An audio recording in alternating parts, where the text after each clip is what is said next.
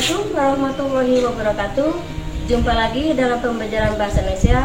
Materi kali ini adalah tentang teks eksposisi. Mudah-mudahan kalian bisa mengikutinya dengan baik. Baiklah, kita bahas apa itu teks eksposisi, ya. Nah, teks eksposisi adalah sebuah karangan atau paragraf yang mengandung informasi atau pengetahuan yang mencoba digambarkan dalam bentuk yang padat, singkat, dan jelas. Selanjutnya, mari kita lihat tentang struktur atau kaidah teks eksposisi. Strukturnya, teks eksposisi yaitu satu, tesis, yakni pengenalan isu, masalah, ataupun pandangan penulis secara umum tentang topik yang akan dibahasnya. Yang kedua, rangkaian argumen berupa sejumlah pendapat atau argumen penulis sebagai penjelasan atau tesis yang akan dikemukakan sebelumnya. Pada bagian ini dikemukakan pula sejumlah fakta yang memperkuat argumen-argumen penulis. Dan yang ketiga, penegasan ulang, itu sebagai perumusan kembali secara ringkas atau penutup atau simpulan. Nah, kita lihat ini adalah struktur teksnya yang sudah Ibu jelaskan tadi. Tesis yaitu adanya isu, permasalahan, dan pandangan umum penulis. Rangkaian argumen, adanya pendapat-pendapat dan fakta. Dan penegasan ulang, adanya simpulan, di sini ada juga rangkuman. Selanjutnya kita bahas tentang kebahasan teks eksposisi. Nah, yang akan dibahas di sini adalah teks eksposisi tentang nasib hutan kita semakin suram. Nah, silakan kalian buka di halaman 60 ya. Kita lihat di sini ada kaidah-kaidah kebahasan yang khusus.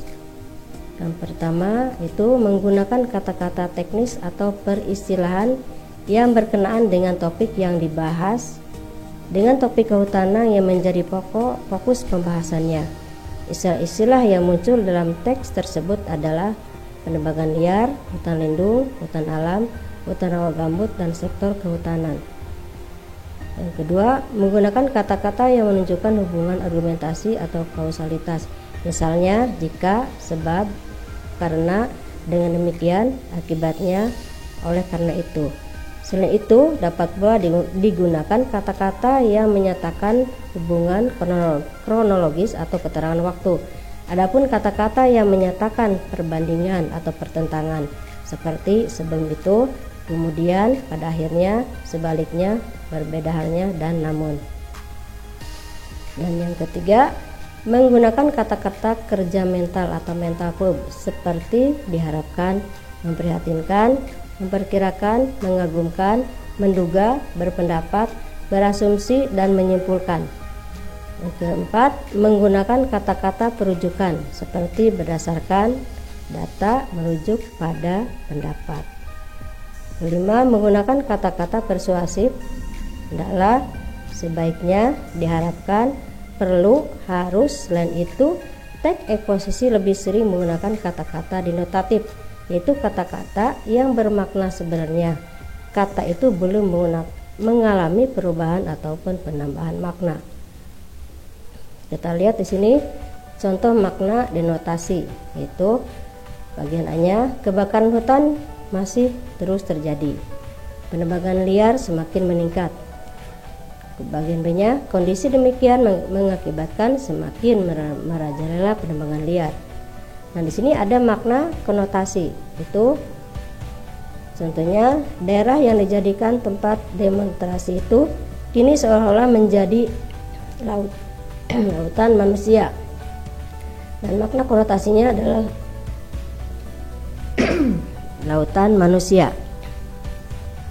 Yang kedua, makna matanya tiba-tiba menjadi liar begitu melihat ibu-ibu yang menggunakan banyak perhiasan. Ini makna konotasinya, matanya tiba-tiba menjadi liar.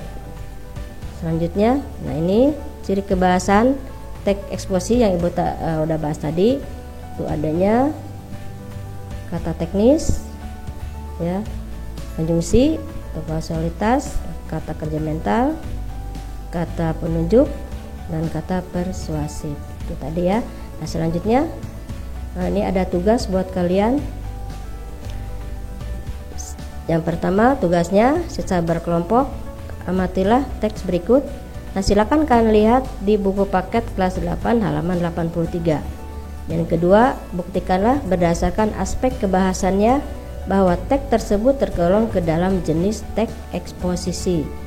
Yang ketiga, catatlah aspek-aspek kebahasannya itu ke dalam tabel berikut. Keempat, kemudian rumuskan simpulan tentang ciri teks tersebut berdasarkan aspek-aspek kebahasannya. Nah, ini ya itunya tugasnya, ada aspek kebahasannya dan ada hasil pengamatannya. Aspek kebahasan di sini ada kata teknis, konjungsi, kausalitas, kata kerja mental, kata-kata penunjuk, petunjuk, dan kata persuasif. Nah, itu tadi ya. Terima kasih, tetap semangat untuk belajar ya. Jangan lupa selalu jaga kesehatan.